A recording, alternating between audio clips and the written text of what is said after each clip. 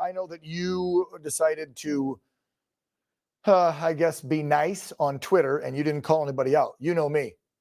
If they deserve it, I throw them under the bus.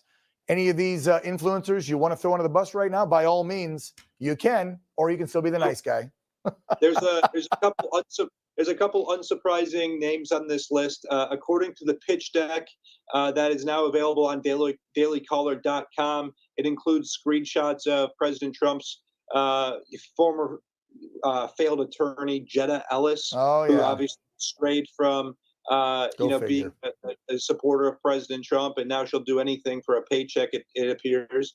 I can't confirm that she was paid, but she's in the pitch deck. A couple other names include, I believe, a guy named Viva Frey and Robert Barnes were named in there. By the way, folks, I want to point out what Alex said. This article by Daily Caller, you said? Yes. Right? Talks about they're getting paid. They're not doing it out of the kindness of their heart, like they really, truly believe in what RFK Jr. has been pitching and say, I think he's a better person, a better candidate. He aligns with my conservative values, so I'm going to vote for him. No, they're being paid to do this, folks. So they probably don't even believe in what they're pitching. By the way, let me pause it here. The guy on the left is Dan Bull. They're getting paid to do it, so they probably don't even believe it. Says the guy who's getting paid to do his job, presumably. Set that aside. I'll give you my 2 cents after this before we get into today's show. Allegedly, that's what the article lays out. I don't want to make accusations. I don't have the hard proof. That's what it says in the Daily Caller article. And if that is the case, I find that to be incredibly concerning. Now that we know that there is a firm actively, recruiting and trying to get right-wing influencers to promote him, I think it's safe to assume that any right-wing influencer that is promoting him is part of this paid cabal. And so there's nothing conservative about this guy. He's a gun grabber. He's pro-abortion. Yep. He thinks climate change is the greatest threat known to mankind. We can stop it there. So that's the latest breaking news. Barnes mentioned this last night during our Sunday night law extravaganza. And I will give Alex full disclosure. I actually just spoke briefly with Alex, and I think they might be tweeting something of a clarification in the coming moments. So stay tuned for that.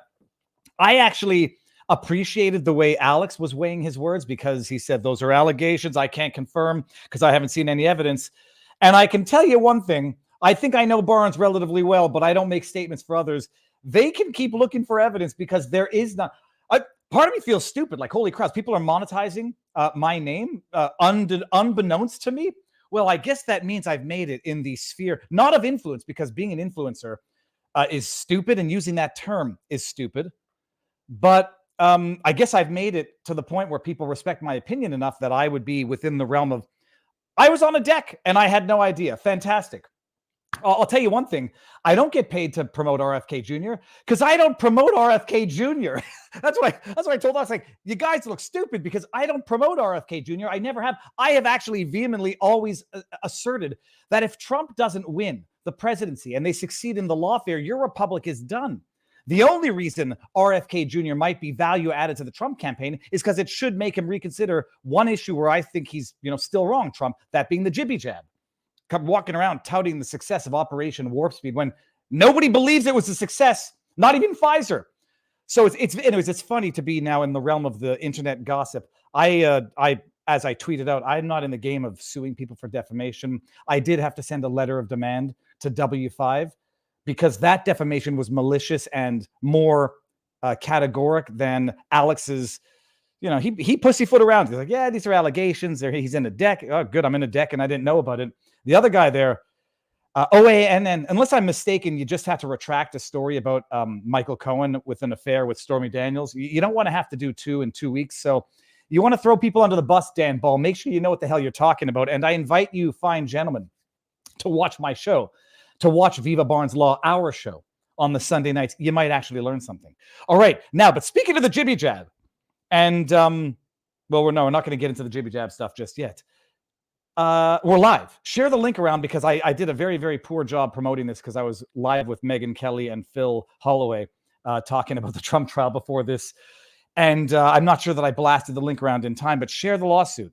Sorry, I just got distracted. Share the link and we'll get to the lawsuit versus Google, YouTube. Yeah, LOL. Mine as well. Find me a penny. Okay. Before we get to the show of the day, which is the part one, is going to be with a woman named Eloise Boies, B-O-I-E-S, or as you like to say in English, Boies, Eloise Boies, who is spearheading a class action lawsuit against Google for COVID censorship. That was the segue that I was trying to get to. That's going to be the first part, up until no later than 3 o'clock, because at 3 o'clock, we've got Jessica Rose coming on. That portion will be only on Rumble and Viva Barnes Law, because Jessica's going to talk about some apparent recent email leaks, disclosures revealing that there were separate batches of the jibby jab administered to Pfizer employees, which might cause some people to suspect that, all animals are created equal, but some animals are more equal than others. All of this to say, people, that we are on the cusp of a revolution. Oh, and by the way, hold on, because I am a neurotic idiot. I have to make sure I did this. So neurotic that I'm going to get paid by a politician and not disclose it to promote them, as if I'd ever do that to begin with. Yeah, I checked off this stream contains a paid promotion, because I am so bloody transparent and so bloody neurotic about the transparency that if I don't check that box off, I won't do the paid sponsor. But this one's an easy one. We're on the cusp of a revolution, people. You may or may not know. We might have, as Vivek Ramaswamy said during his campaign, we might be having our 1776 moment again now, mutatis mutatis. What came before 1776? People, it was 1775. That was both a year, and in today's day and age, it's a delicious coffee. Okay. Everyone likes coffee, because if you don't have your coffee, some people say, I don't wake up until I have my cup of coffee. Some people say my metabolism doesn't work until I have my cup of coffee.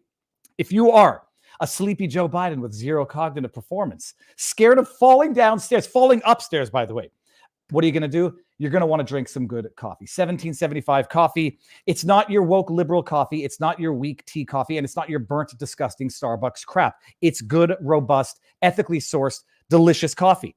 Instead of waking up tomorrow morning and drinking your mold-infested, big corporation-owned woke ideology coffee that is probably making you sick with all the pesticides sprayed on it, try Rumble's 1775 coffee. They have an exclusive partnership with Rumble. It's delicious coffee. Support freedom, freedom of speech, build a parallel economy that actually values you, the consumer. Go to 1775coffee.com. I think it's promo or /Viva. It's one or the other. I think it's /Viva, but it's promo code Viva. 1775.com. /Viva or promo code Viva. Get a bag today, or get a bunch, because you get 10% off your first order.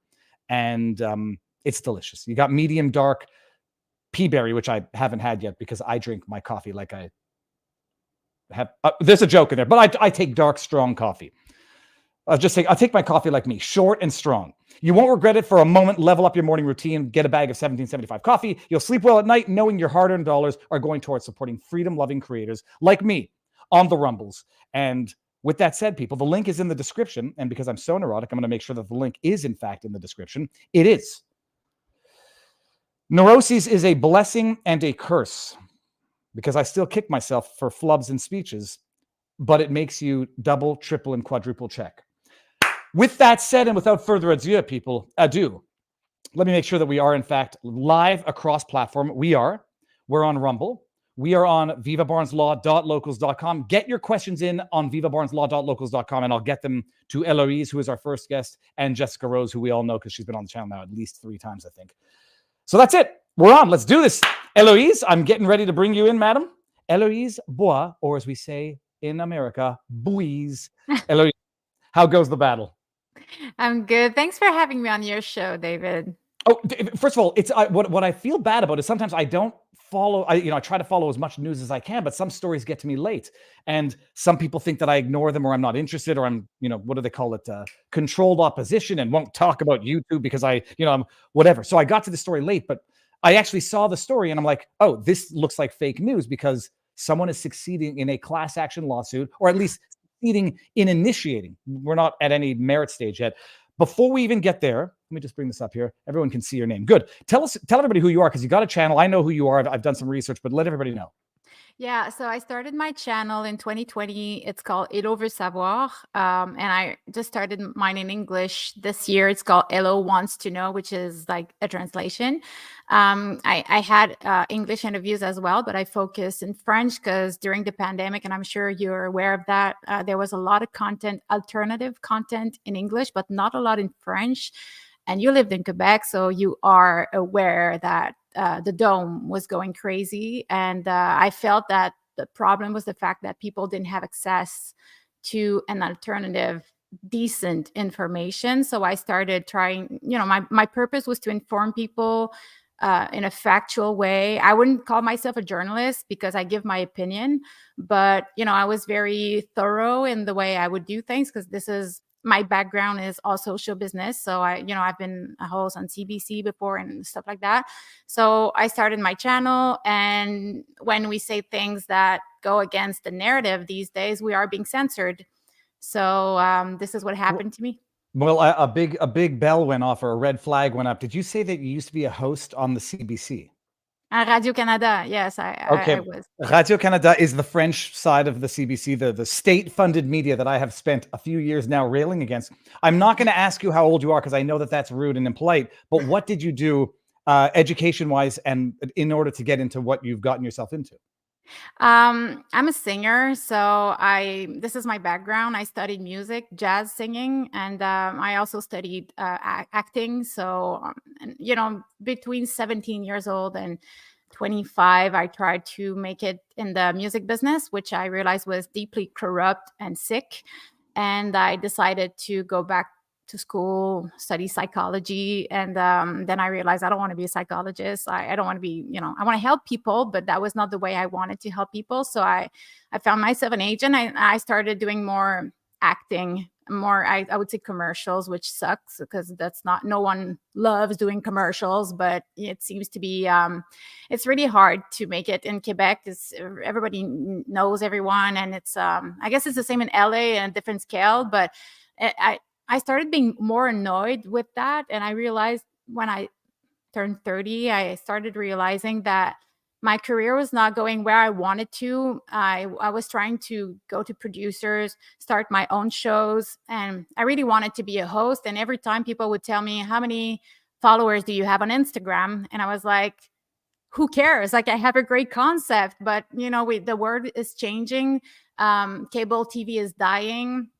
And my husband is also a director of photography and a director, and he had been encouraged me for a while to start my own channel, but I didn't want it to be only, my mom liking my stuff, and I didn't know how I would make it through. And when the so-called pandemic happened, I was pregnant, and we were stuck at home, and I thought I have time on my hand, which didn't happen ever since, because I had 2 babies in the last 4 years.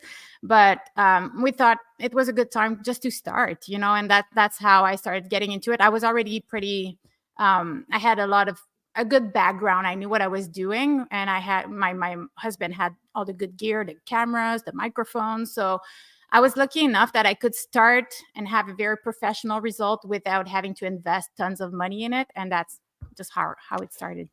First of all, I don't believe I've ever used the term the so-called pandemic, and I think that's my favorite term now. I've been going with the plandemic in quotes.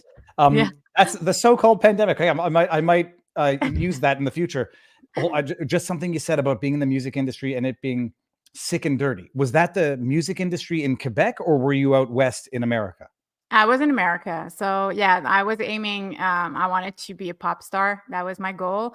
And I had producers in Chicago, and then I went to LA. So I had bad experiences everywhere in Quebec as well. The people who were bad to me in Quebec were from France, or there were people from Quebec as well, but very high ranked in Quebec. But I started, when a hashtag Me Too came out, I was not surprised. I was like, it was about time. It's just the story of my life, and I think it's a story of a lot of people who tried to make it in the show business. And I started researching it, and I am writing a book. So I did write a book in 2018 about that. It's a fictional fictional, but based on your life experience. You got it. So, and that's why I'm here. I'm in a chalet right now because I'm rewriting it. And because we have kids now, it's just impossible to write at home. So I'm taking the week off to try to really, I think it's about time that this book comes out, because there is a lot of truth that people are ready to accept that they weren't ready. Maybe when I was researching it in 2015, now more and more people are being aware that there is something really wrong going on with the whole media system. Well, it's a disgusting, depraved, moral hellhole of a cesspool, I've only really understood the depths of it more recently. But now, if I'm not to dox you, just to have general idea, are you up in the Laurentians or are you in the townships? And I want to live vicariously through spring in Canada. I am in the Laurentians. Okay, Yes. beautiful. So it's still what month is it? We're May, so the black flies aren't out yet, but there's still snow. And I'm so no, snow is gone. I'm super happy about it. And yeah, because you're gone. You are in Florida. Like we got one season. It's just hotter, hottest, and humid. It's I there's some things I miss about Canada, and mountains, and fresh water that is cold and refreshing that you can swim in without worrying about bacteria or alligators is the other. So you went, you have I don't want to delve too much into this, but I can't help it. You have bad experiences, which I can only presume are of the sexual-ish exploitation. Like, you want to succeed, here's what you got to do. And you are obviously one of the ones who says, F off, I'm out of here, versus the others who say, okay, I'll close my eyes and hope to succeed. That's exactly it. Yeah. No, it's confirms everything I've ever thought about that disgusting hellhole to be avoided at all costs. And then you come back, you try to succeed in Quebec, and it's not much. It's better, but not much better, and just on a smaller scale. Well, I've been exposing Satanism in Hollywood since that my first video on my channel was about Satanism in Hollywood, and Satanism. Oh, Satanism. Thanks. Yes. For No, I just want to make sure everybody. So Satanism in Hollywood, which we always hear rumorings of, they're flashing symbols. Okay. Yeah, well, if some people are curious about it, I have an English video that I tried to put on YouTube, but surprisingly it got censored. So it is on my X channel that I just recently started. It's still a very small channel, but it's there. So it's 20 minutes, and I put together, I put bunch of sort of what I would call evidence that there is a recurring presence of these themes in Hollywood. And I explain why is that. And, I'm not going too far in the rabbit hole, because I think the point is I'm trying to address to those who never heard about it. So if you go all the way to Pizzagate, people are just going to go, whoa, this is too much. So, but, when you start researching it, and I've been researching this for over 10 years now. And I spoke to people who actually survived ritual SRA, so satanic ritual abuse. So when you start talking with survivors, this becomes really real, and you can't really be in denial anymore. So that was my turning point for me when I talked to those people, and I was like, oh my God, a part of me was hoping this wasn't true. But yeah, there's something really, really wrong going on. When you say censored on YouTube, was it demonetized or was it outright? Oh, it's not there. Like, no, it's not demonetized. It's just I couldn't put it online. You could flip the link in the private chat, and we can blast it around now if you can do that at the same time. But Sure. No rush hour. I just brought up a picture of Sam Smith in his satanic costume. I was going to bring up the other guy there. Who's the one that put his blood in the shoe? Oh, his name is Lil Nas X. Lil Nas X. Yeah, no, it's wild because people still think Pizzagate is a conspiracy, and they've never even bothered to go read John Podesta's emails, which don't make any. I don't know what they're talking about, but it wasn't pizza and maps and handkerchiefs. This is wild. Okay, we might have to do a part 2 because well, I don't want to get you don't want to spill all of these stories before you publish the story. So you come back, you eventually move out of pursuing a music career in Quebec, and how did you end up at the CBC? Well, Radio Canada, I should say. Radio Canada, yes. I'm going to try to make it short because it's not that interesting. But, as I was saying earlier, it's really hard to make it in Quebec because you sort of need to be born in this, have parents that are actors, which is not my case. So I knew I was a very good host. I knew I was good at it. But my agent at the time, she didn't really make the effort to get me the auditions. And even auditioning is impossible, which is super frustrating when you think that it's public money and it's always the same people that are being hired and given a chance to make it in this industry. So I heard that Ricardo, which is a chef here, very famous chef, Ricardo and Francis Redé, they were going to do a show about food, a foodie show. And I wanted to be part of this show. And I I did everything I could to be part of it, but they didn't even want to see me audition. So I had to fight my way through it, and I finally managed to be seen, and they hired me. So that was my, I thought that would be my breakthrough performance, but we didn't come back for a second season, and that was it. So that was my big career at Radio Canada. I've got my issues with Radio Canada. I don't know what insights you had in your experience. What year was this, if I may ask? Oh my gosh. It's pre-COVID, obviously. Oh yeah, it's Okay. the world before. Let me think. That was 2017, I think. Okay, yeah. So still, post-Trump, pre-COVID, in the era where there were some calls, but nowhere near as many to defund the CBC. People were always complaining it was nationalized news, but didn't fully appreciate the degree to which it was corrupt, or at least government supporting. Yeah. So you stop doing that, and then you get into you start a YouTube channel. Yeah, so I did start my channel in 2020. So that was, as I said, like my first video was about Satanism, and then I started thinking. I never really bought into the official narrative of the pandemic, and the so-called yeah, pandemic. so-called, yes. And I started talking about how they were using certain tools to manipulate us. So I did a video called La désinformation médiatique. Which And is, this is media disinformation for the Anglophones. yes, and that's how I started digging into the COVID years and all the nonsense that was linked to that. And as I said, I had a baby, so I was not super active. I was, being a mom was my priority.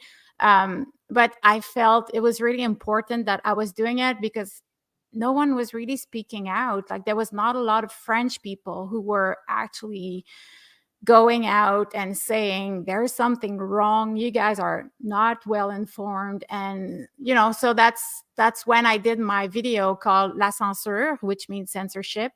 And it was online on YouTube for maybe 2 months, 3 months before it got censored. They completely deleted that video, which proved my point. And Deleted? Did they give you a strike as well?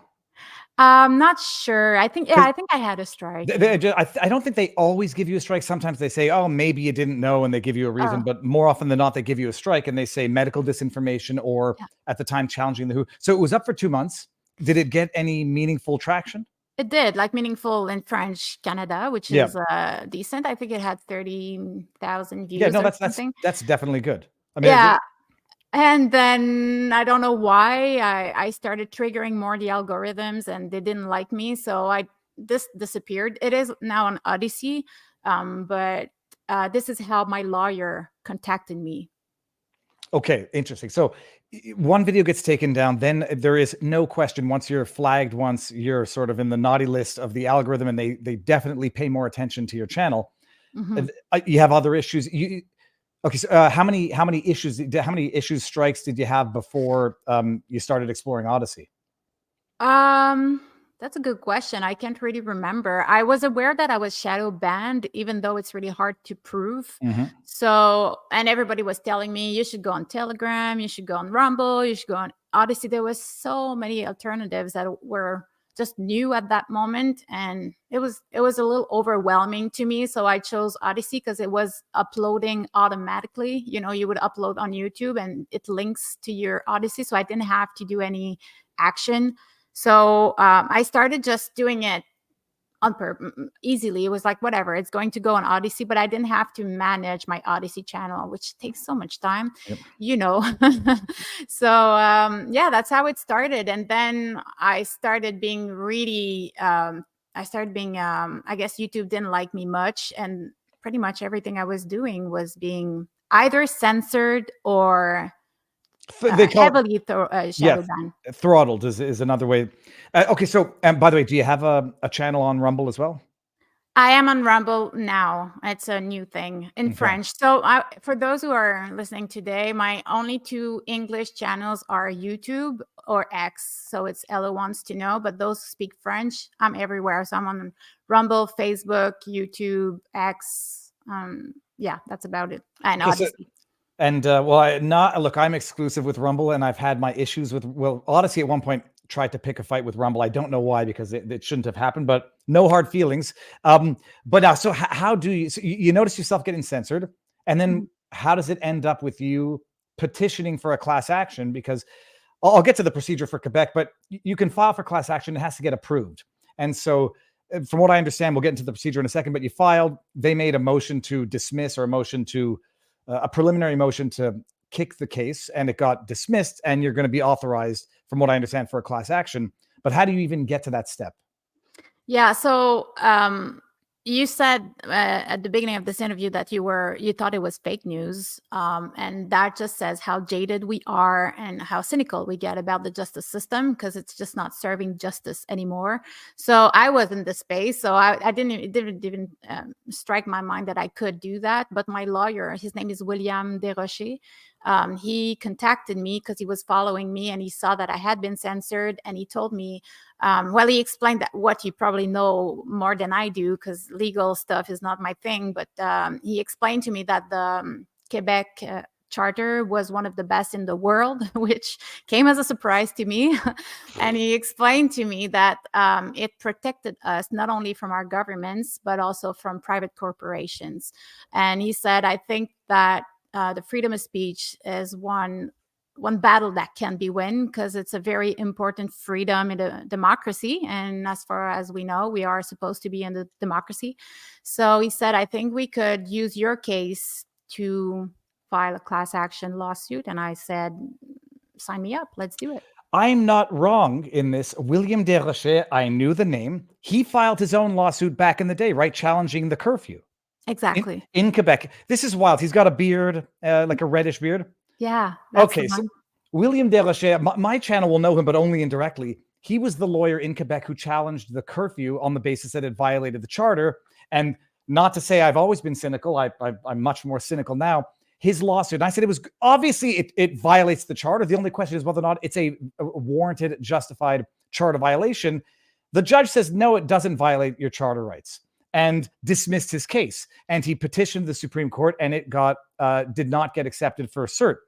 So that's William Desrochers. So he reaches out to you out of the blue and says, I presume it's after his case got kicked, and lawyers suing the system also is not generally well perceived. But so he calls you up and says, you might have a claim here. Yeah. And, he's the one doing all the hard work. So some people ask me, do you want us to support you financially? But he's the one who's taking all that on his shoulders right now. He just needs a case. And my case became bigger and bigger because I got more censored as time went by. So by the so he contacted me in the summer of 2021. It's been 3 years already. But a year later, I had been censored many other times. So we added those evidences to the file. And, because I did a video about injection, and it was called Pourquoi refuser le vaccin? So why to refuse the jab? Exactly. And this one, it got deleted in 15 minutes. So some people had the time to see it. It was extremely fast. I was surprised. So we put it, I think, on Facebook. For some reason, Facebook was a little nicer to me. It didn't delete my stuff. It just either shadow banned me, or it would put, the little thing that would warning explain. Labels.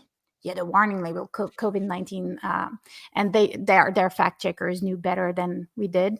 So I put it on Facebook, and it still got viral, and that's where things started going south, I guess. It was at the same time that the truckers came in Ottawa, so my videos were viral, and this is where the fact checkers started being on my case, and everything was really intense. And I even lost my daycare at that moment because I was a bad person for saying the truth. And sorry, stop there. Were you an employee at or an owner of a daycare? I know I had a baby going to a daycare, so I was just a mother. Sorry. That's even worse. Yeah. It's not. Look, that people say you need to expose the kids to germs, socializing at a young age. So says in the daycare closed down, you got the kid back at home now. No, it did. No. It didn't close down. No, I was kicked out because she hated me for some reason. She never explained why, but at that moment my videos were extremely viral. And she just called my husband and said, "I don't like Eloise. I don't want Shut your daughter the anymore." front door. She was viral in the French Quebec community. This is not your English channel? No, so my English channel did not exist at that Okay. moment. So I had this video about the why would you refuse the injection. I just want people to remember in January 2022, if you were refusing the injection, you were not allowed to go to a liquor store. You were not allowed to go to a Walmart. You were not even allowed to go to the restaurant. So you were really, it was really violent. And I thought I wanted people to have a tool. I know some people are not really good with words, and I wanted them to be able to explain easily to their father or their friend why they were refusing this injection. And it was, I was putting some clips of Dr. Malone or Michael Yeadon or Zelenko, different doctors, experts who were against this injection. And this is how I started gathering a lot of attention.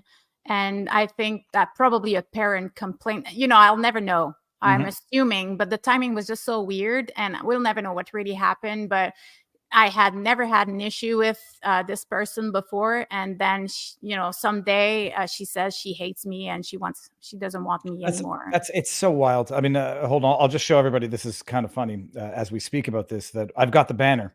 Get the latest information about COVID from the CDC on this video. So she asks you to leave the daycare. This is a government $7 a day daycare.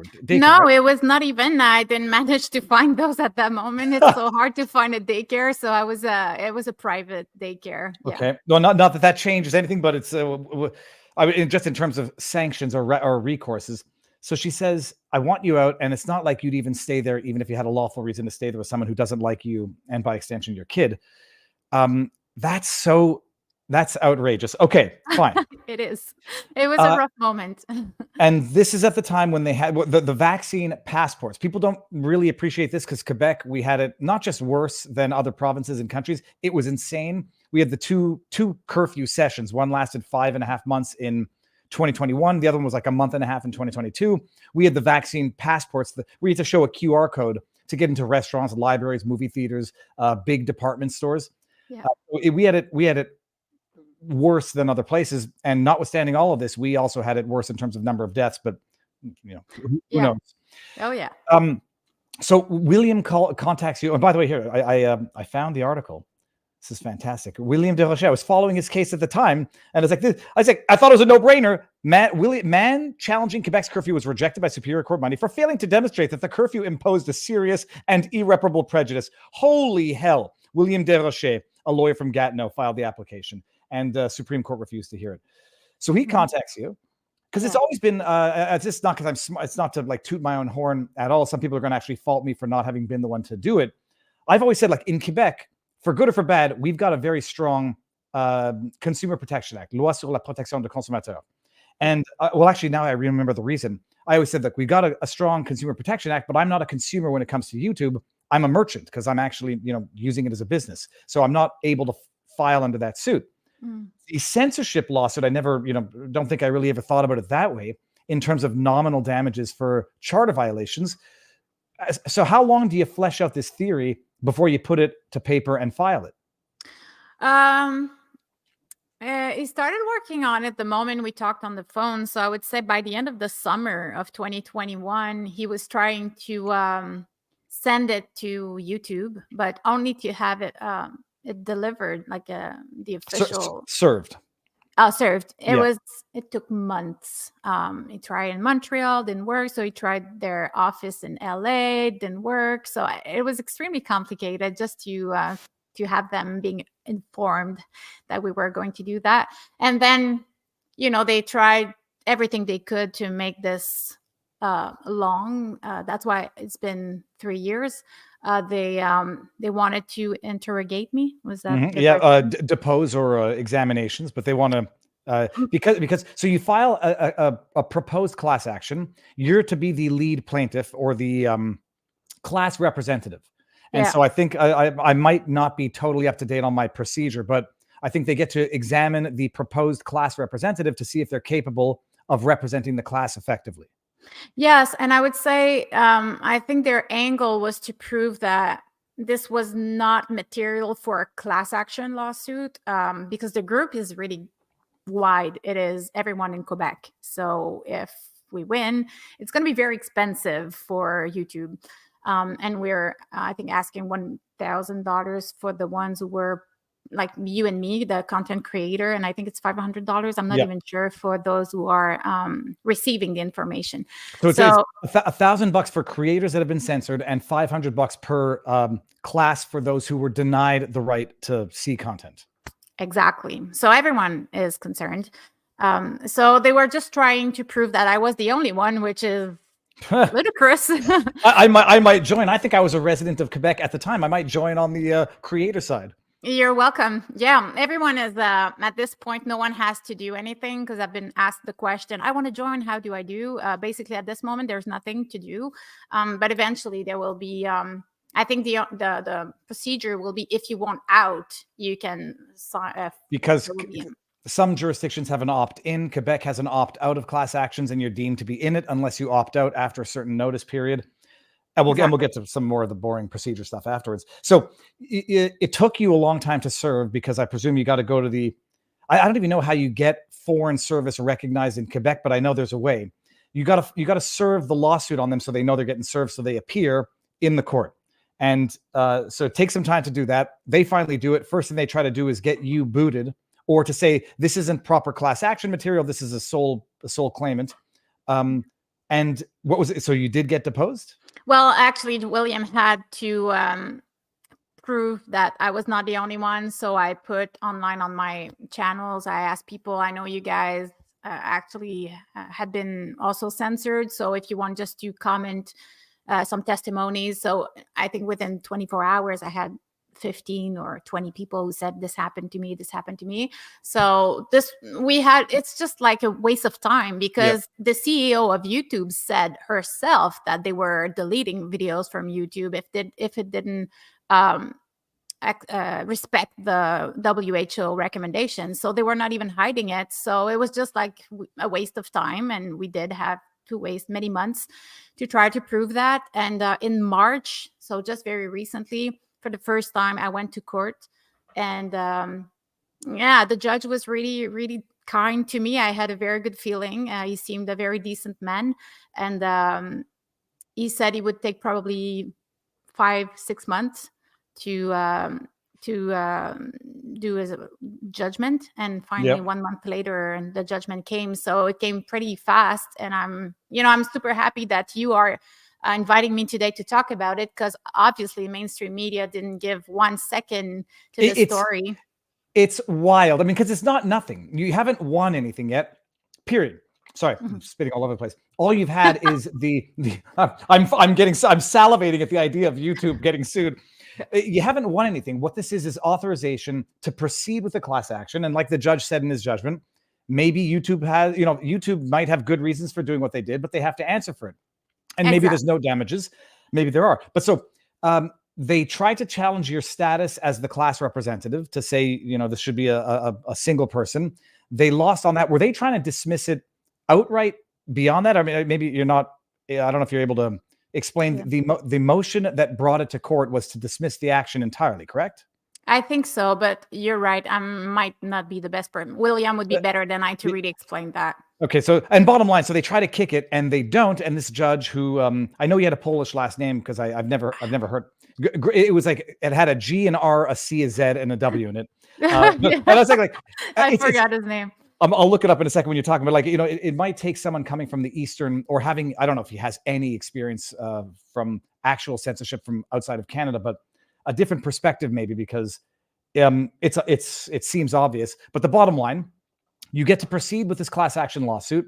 They have defined the 2 classes of people, or the 2 classes of potential plaintiffs: the creators who were censored and the the consumers who were also censored from getting to look at videos.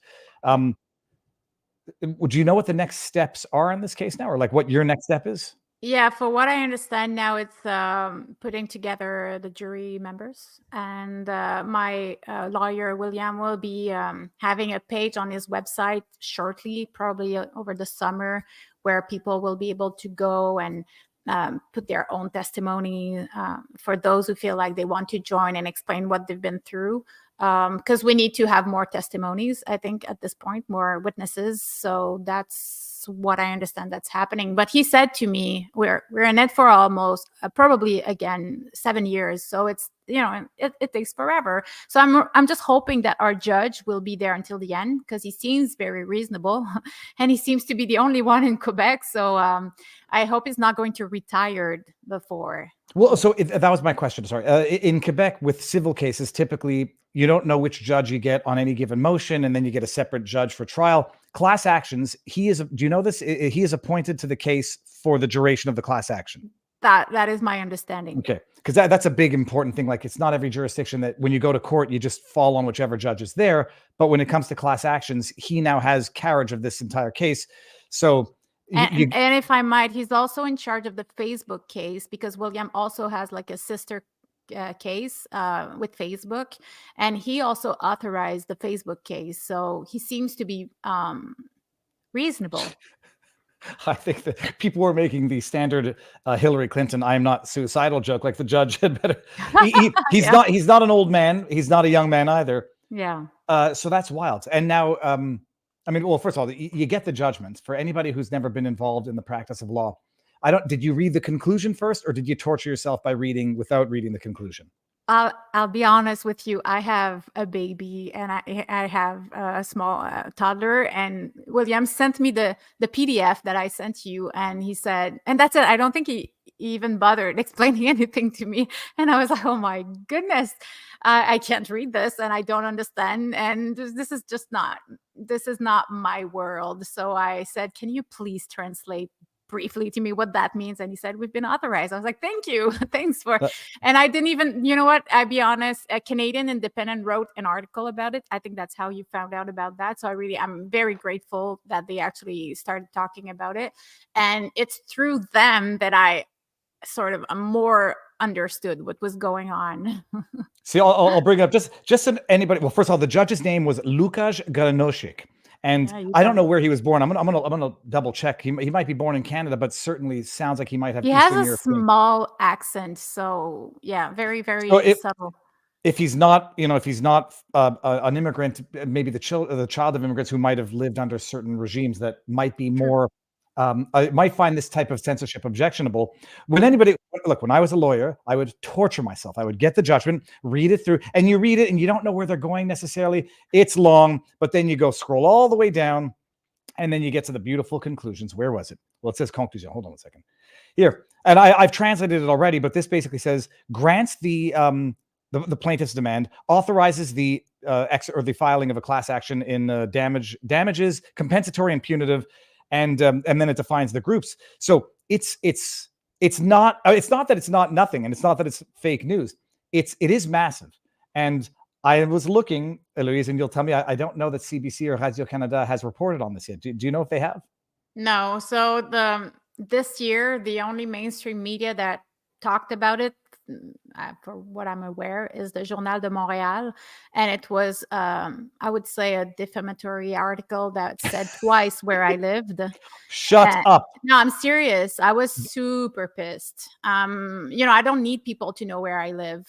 This is not necessary. And this was absolutely not necessary in the article. And the main title said, Eloise Boies, the anti-vaxxer. So it was just like, and it said that I was suing them, but at that moment it was not authorized. So there was really nothing to say. And it was just a piece of garbage. Because presumably they get your address from an affidavit that's in support. Like, you have to put your address on an affidavit, or when you when you're deposed? This was not the address, thank God, but it said I lived in, it's not a big city where I live. So I thought, if my neighbors see that, it's just annoying to think that people might start having a bad opinion on me just because I'm stampered anti-vaxxer or conspiracy theorist on my forehead now. It's so well done. I'm trying to find a Journal de Montréal article where The one who wrote the article, his name is Francis Pilon. So if you want to find it, okay, well, fine. No, I know Journal de Montréal. When I was like, oh, good, and then Journal de Montréal, that's bad. They ran something of a not a hit piece, but they called me names once upon a time. Of course they did. My former mentor sends me an article, says you're famous, you made it into Journal de Montréal. And I was like, well, yeah. Yes. So that's fantastic. What have you? So you get the judgment. What I mean, let's say, what have you done since? Because now this is going to be years in the making. Is there anything in the immediate short term that you have that's publicly available knowledge that, in this case, that's relevant? Not really. No, I guess these questions would be more for William. You know, at this moment, I still do my channel. And whenever there's more censorship coming, we just add it. For what I'm aware, I've been more shadow banned than ever this year on YouTube. It's just insane. I don't even know why I bother put my stuff online, but I would like to reach as many people as possible. And I know that most people are on YouTube, but it's just extremely frustrating. Like I would just put this amazing interview today on my French channel with two French people who just wrote a book about the transmania. That's how they call it, about the gender identity ideology. And you know, after 2 hours, there was 179 views and I have 24,000 followers. So that doesn't make any sense, but it seems that no one sees my content now. But first of all, I don't want to call you Elo if it's not. Do no, people it's call okay. you Elo? Okay. Yeah, everybody calls me Elo. It's okay. Elo veut savoir. This is your channel here. It is, yeah. No, but Elo, I mean, I've been noticing it. And the thing is this, like, you have to be, I am mildly self-reflective. And so it is easy to some extent to say, well, if a video is not performing well, you know, censorship or suppression or whatever. And maybe it's bad. Maybe my stuff is just bad. True. But I put out a video. I've got 606,000 subs on YouTube. I put out a video. It had under 1,000 views in an hour. Maybe I may be exaggerating. Under 1,000 views in like 54 minutes. And I'm like, it's on a subject which is touchy, and it's just obvious. Now there might be other things I might not be optimizing on YouTube, and I don't really care to, because you put out long format, short format clips, and whatever, it might confuse the algorithm. There's clearly censorship. They've admitted the shadow banning. They've admitted algorithmic demoting, and you're going to get to presumably find out about this in depositions of Google execs. Yeah. It's going to be, I want to bring this up here for one more thing. I just want to see. Yeah. Okay. So this is fantastic. No, this is, it's okay. It is what I think is. What's this discussion on the left here? I mean, I can tell what it is to some extent. Balado de la Marguerite. Oh, the balado means podcast. I'm trying to translate everything and have, you know, everything in French. So most people say podcast, but I say balado. And that has got 223 views in damn near a day. Well, 18 hours is not accurate because it was private, but I put it online, okay. I think at 12 today. So, okay, so it's all right. Well, it's been 3 hours. Well, the only problem is it's all in French. So I know I have a probably larger than the average French audience, but that's only because, you know, from Quebec and France. We'll share that around. So, okay. Okay. That's fantastic. Now, if we can get back into, well, first of all, your methodology. So you have a podcast on transmania, which is quite clearly seems to be a contagion or a trend. What's the thesis of that podcast? Well, this was just an interview. So my podcast is me just talking about subjects that are sensitive, and I have people on my podcast, just like most podcasts now. I'm trying to give a voice to those who are being censored in the mainstream media. It's becoming more and more obvious that there's just one way of thinking, and if you don't go with the mainstream narrative, then you're being demonized and being a very, very evil person. And these ladies are amazing. I had this conversation with them last Friday, so we recorded this. They had death threats just because they are questioning the gender identity ideology. Even Dora was at her father's home because at her place she had been threatened. Some people found out where she lived and she was in danger. So I mean, this is, to me, my podcast is me just talking about these things that matters to me. This is not normal. I have kids. I said that many times, but I don't want them to be indoctrinated to an ideology that I completely disagree with. So, you know, on my podcast, I talk about subjects that are very taboo, but I try to do it in a way. I think every subject can be discussed if it's done in a pragmatic way. And I have, I had Oliver Stone on my podcast. I had Graham Hancock. I had amazing people who are thinking outside the box. And just for that, we are being censored. Very cool. The Graham Hancock, he's the one who has an alternate view of the history of the pyramids, right? He's the one, yeah. He has a very popular show on Netflix. It's amazing. I mean, I hear him referenced on Rogan all the time. That's controversial. Anything that involves like potentially having to rewrite history as we knew it, very unpopular. Oliver Stone, we know. Eloise, let me. I got some questions for you, I think, over here. Well, so someone in our locals community, Hyphen, says, I lost $10,000 over a negative bat flu test to fly for my wedding. Can I join the class action? It's not a proposed class now; it's the class. Yeah. Is anybody who is a resident of Quebec? Yeah, as long as you're in Quebec. Or were at the time. I don't think you'd even have to be there now. That's a good question. I think I would say that it was during the years of the COVID years. Yes. So anyone who this is not legal advice. I reserve the right to be wrong, but I don't think I am. Anyone who was a resident and who was either who fits the class, so was a resident, but it's going to be limited. Hyphen people who lost money for this and it's also YouTube censorship, not other damages. Exactly. Let me get some more questions in here. Hold on, all the way scroll down to the bottom. Well, okay, I'll get to a tip here that says. With my newly won fame, Viva could put this case in his parlance on blast, including on X, to help increase public awareness and pressure the Quebec and judicial. Oh, dude, I'm going to put this on blast as much as humanly possible because, to the extent it gets to discovery, it's going to be amazing.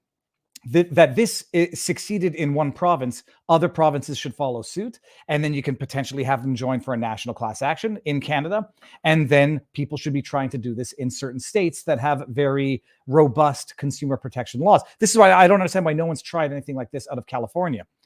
But I think we need to get there. Now, I want to see if there's any specific questions for you, Eloise. Have you? Well, okay. So hold on. So you have your kids, they're young kids. Are they walking, talking?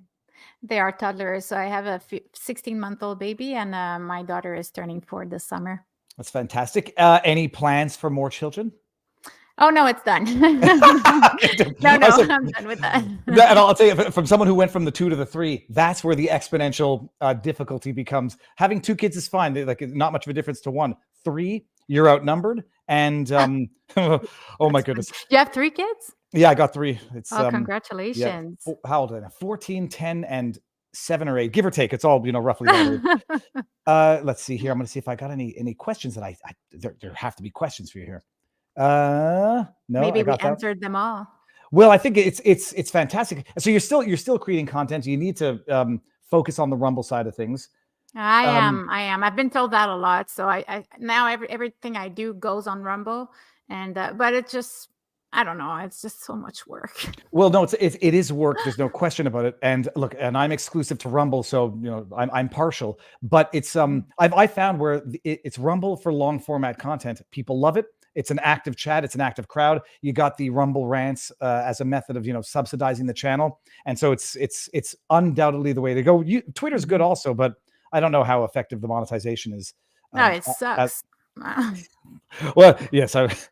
Where can we find you on Rumble, Elo? Well, I'm going to share that link afterwards, but what is it? Is it Elo veut savoir also? Well, for those who speak French, on Rumble, it's Eloise veut savoir. And as I said previously, for those who don't and speak only English, my English content is on X. So it's Elo wants to know. And I'm also on YouTube. But as I said, there's a lot of censorship. So if you want all my content right now, it's in English, is only on X.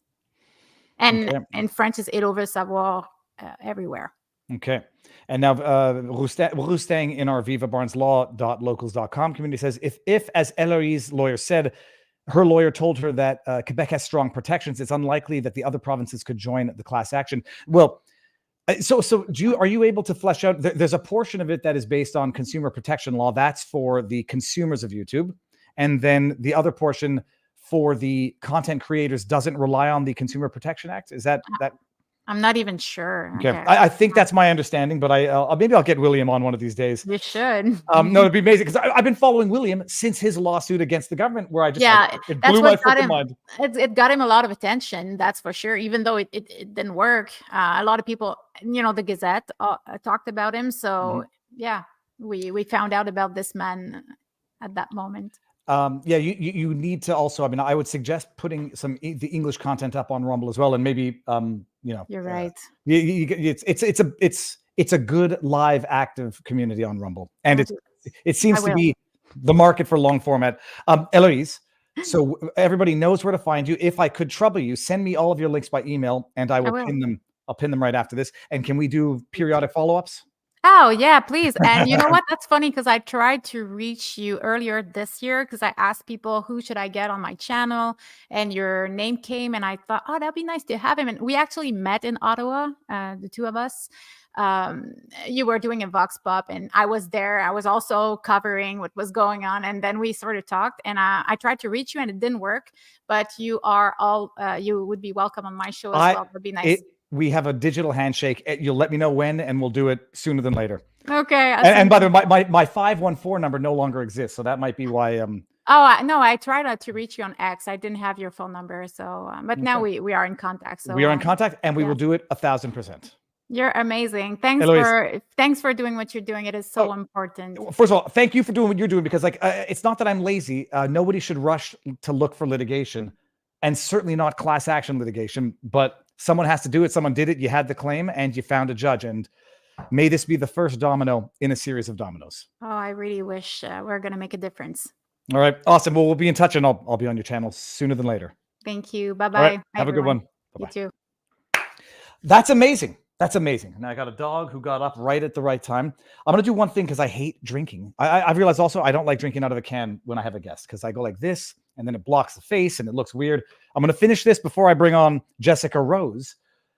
But we're also going to go over to Rumble now for obvious reasons, and also because I wanted to do it, but not interfere with that interview. Hold on a second, people. Let me see if I got some questions here. Eloise, please remind Viva to shop for his C63 ankle tracker. You make jokes, people. Holy cows. I had someone tell me, Viva, you should stop telling people to GFYS on Twitter. I was like, at some point, there's nothing left to say to people. What do you want me to do? Like what was it? When was the last time? Oh, yes, the person who called Tamara Leach a domestic terrorist who should be locked up because she's a repeat offender. I was like, okay, I have two ways to go about this. Actually, young lady, Vicky12359, she's not a domestic terrorist because she was neither charged with nor convicted of any form of terrorism or even a violence-related charge. It was nonviolent mischief. Her repeat offenses amounted to violating an unconstitutional gag order that was ridiculous. It was not a gag order. It was restriction to, or I could just say, you're an idiot, GFSY, and I provided a little bit of backup to that.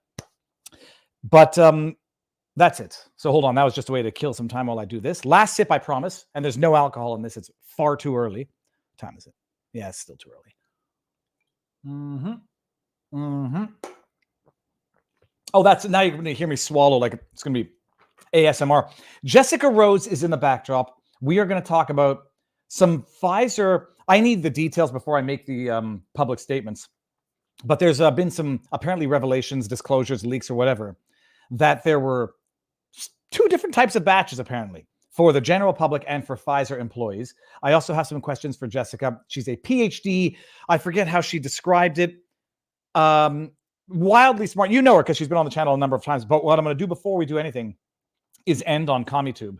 And we're going to go over to Rumble. And depending on the subject matter, I may or may not post this entire thing to YouTube tomorrow. And what I think I'm going to start doing is posting the full streams to Viva Clips, and to try to like confuse less algorithm and whatnot. If you all want to come over to Locals and bypass Rumble, there's the link here. And that is it. So let's see that number drop down. It's late, I think. Let me see. Okay, hold on. No, hold on. What time is it? It's 3 o'clock. 3 o'clock. We're good. What the hell's my problem? Will Tamara get millions of dollars she's entitled to, or was it donated to climate firefighters? Will she get the $1 million she's entitled to? If you mean by compensation for the abuse, I don't think she's going to get anything, because I think she might actually get convicted when she goes back to finish her trial, because it's not looking good for the mischief defendants. Okay, another day I'll have Tamara Leach back on the channel. I just met her for the first time the other day in person. It was beautiful. All right, here's what we're doing. We are ending on YouTube. Come over to Rumble or Viva. What the hell's my problem? VivaBarnesLaw.locals.com. the Viva Fry on Twitter. I will post this entire stream on Twitter afterwards. And